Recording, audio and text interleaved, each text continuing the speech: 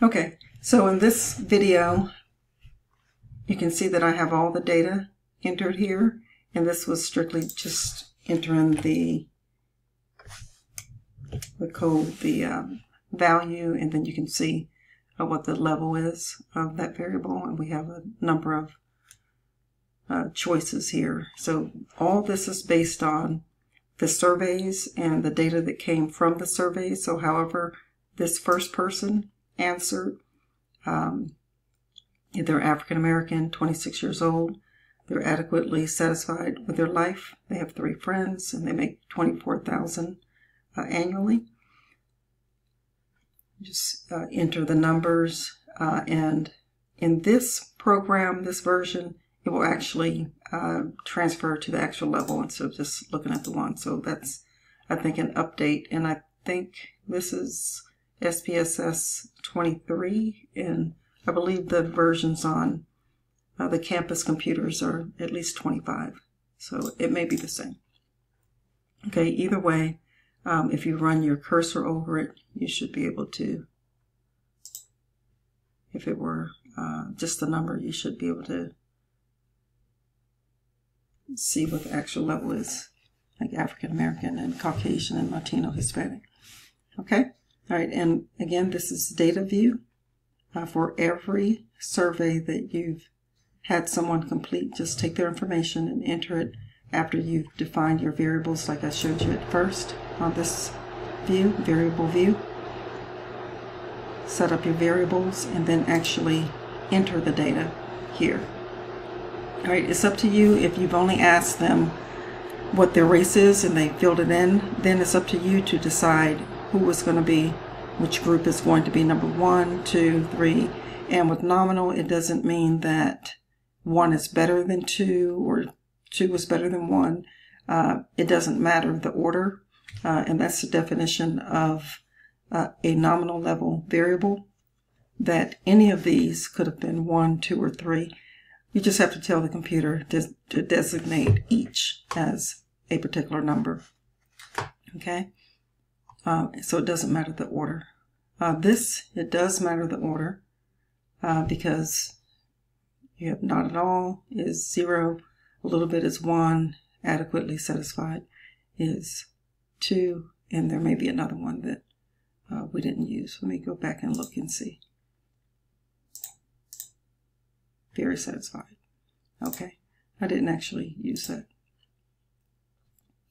What I want to do is, this is all arbitrary, and that just means that I just made up this data, okay, for the purpose of demonstrating. So what I'm going to do is just make sure I at least have a 3 in here. And so I'll just take one of these, and I put the 3 in there. And if I didn't do anything and tried to move to another square, you can see that it'll just take exactly what I entered there. Very satisfied is 3. So the very satisfied is the level that corresponds with the value 3. Okay, let me show you once more why that is. 3 and very satisfied is here. Okay, all right. So you have your data, and you can run your analyses either in either view, and you could even run it in the output screen. So if you wanted to analyze, and I know I have another video with the bivariate analysis, the Pearson's R, but I'll just show it here again. I would need to have 2 interval level variables, and so if I hypothesize for the assignment, if you're completing it right now, if I hypothesize that older individuals, so I'll take age, the older an individual is will predict how much money they earn, and I would think the older, the more money. So again, the higher numbers on your independent variable, which is here, should correspond with the higher numbers with income. So let's see if that's true. so to speak. Let's see if we have support for this hypothesis. And remember, when you test your hypothesis, there are 2 steps, and I'll show you. First of all, make sure that you have Pearson's selected there. It should be on default, but just make sure that the version of SPSS that you have will also have it checked there. So when we click onto that, we look at age, and we can see how it's related in my example. And I put some thought into this, and I actually made it so that it would be correlated, high numbers and high numbers. So just for this example, if this were real data and the study that you conducted with your colleagues, your friends, your relatives, you can see that the results show that indeed it is a positive relationship like we propose. So age is positively correlated with earnings annually, or annual earnings.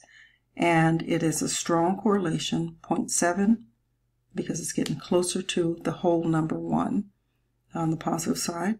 And it is statistically significant,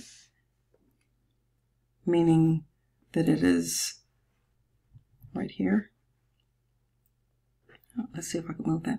0.000. And remember, to have a significant relationship, it just needs to be the p-value, or significance level, just needs to be 0.05. So 0.00 is way less than 0.05. Okay? So basically there's no chance associated with the results here. So this is the first step, by saying it's in the direction, positive or negative. We said a positive relationship is in the direction that we predicted, or that we hypothesized. And the p-value is less than 0.05. So it could be 0.05 or less than 0.05, okay?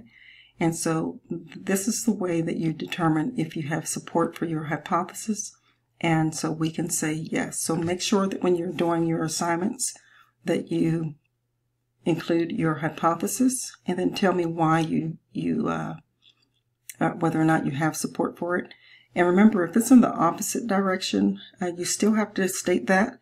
You wouldn't say, well, you could say the older folks get, the less money they make, depending if the people that you're surveying are well over 65, like retirement age, you would expect that their income would go down. So really, we haven't talked about it, but that's a curvilinear relationship. Like it goes up at some point, but then you expect it to go down. So it looks more like an upside down U. But for this, we're just looking at 20-some-year-olds, I believe is the lowest age. And then I think up to like 50 years or something like that. Okay, so you would expect people in their 50s, I believe, should still be making money, like a lot of money. More money than folks who are young, right? And this N just means the number in the sample, like how many people completed a survey. Okay? I'm going to pause this and then go to another analysis, okay? Okay. So the next analysis, so this is the correlation. I'm going to go to the variable. I want to go to the data set. So what I'm going to do here is make a little adjustment just so that I can explain the next analysis that. Okay, so we'll do this. And then I'll say 2. For this analysis that I'll show you, you only need 2 categories. So I'll just say African American and then other, just for an example. Okay, so but this analysis that I'll explain now is entirely different than the crosstab and the Pearson's R. This is actually just comparing the means. So for instance, if you have two groups, this is the analysis that you would use, called the t-test for independent groups. And I'll explain more when we meet next in class or in the lab. And so let's just go here. All right. So analyze, and this is compare means. And you'll go right to that middle procedure right here, independent samples t-test. All right. So they can call it different things, but it's a means comparison. If you have two groups, pretty much you want to see who has the highest mean score or number. I'll show you exactly what I mean about that. The test variable would be an interval level dependent variable. That's what's needed for this procedure, this test, and this analysis. All right, so let's find one that we can look at. Okay, so if I wanted to hypothesize that African Americans will have a higher mean score than other races and ethnicities with the friends. So this is just an example. It doesn't have to make complete sense just for this. Okay, so we'll put our interval level variable in the test variable box. And then we'll look at the independent variable and put it in the grouping variable box. We'll go to this box right here where it says define groups, and pretty much the computer is asking you, what did you call group number 1? Sometimes people will call it 0, 1, like 0 for no, 1 for yes.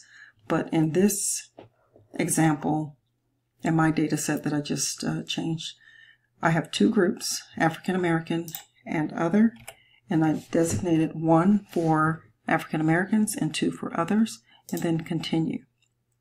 And that's all that you'll need to do. Basically, when you hit OK, you'll get some results. And pretty much you just have to look at a couple of things for now. And in class, I'll explain more. But basically, you want to see if I hypothesize that group 1, African Americans, will have more friends, excuse me, than the mean score for how many friends do you interact with regularly. So more friends, that should be higher for this group, African Americans. Okay, so let's hit OK and see what happens. All right, so how many friends do you interact with regularly? African Americans is on this line, in this row, and then other here. Each 6. Completed the question. This one has a higher mean score, so far I have support for my hypothesis. There's a range here, standard deviation.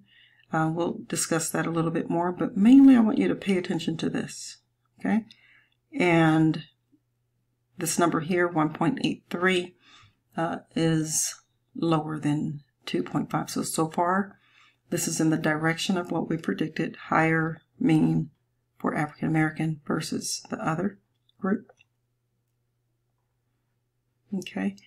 And what we'll do, we'll talk about this later.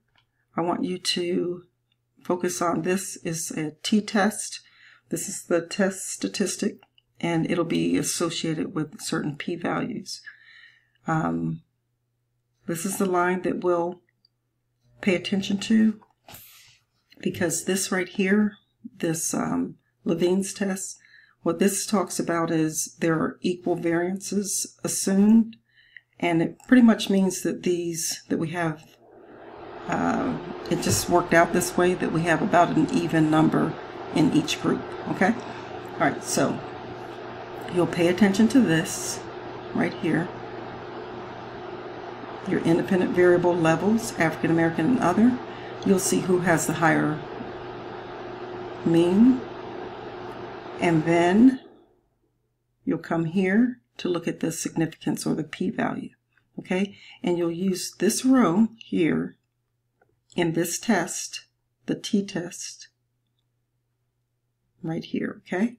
Just this information, not this.